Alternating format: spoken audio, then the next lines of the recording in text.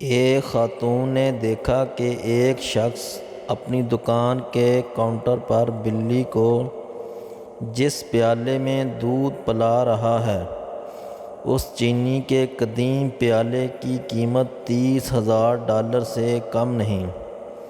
خاتون نے سوچا کہ شاید یہ شخص اس پیالے کی قیمت سے ناواقف ہے۔ اس خاتون نے اپنے طور پر بے حد چالاکی سے کام لیتے ہوئے کہا، جناب، کیا آپ یہ بلی فروخت کرنا پسند کریں گے؟ تو اس شخص نے کہا، یہ میری پالتو بلی ہے، پھر بھی آپ کو یہ اتنی ہی پسند ہے تو $50 میں خرید لیجئے۔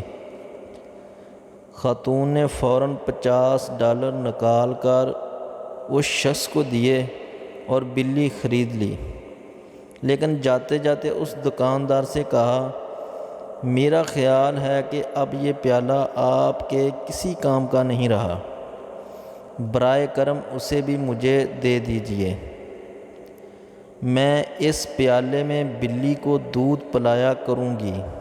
دکاندار نے کہا، خاتون، میں آپ کو یہ پیالہ نہیں دے سکتا، کیونکہ اس پیالے کو دکھا کر اب تک 300 بلیاں فروخت کر چکا ہوں۔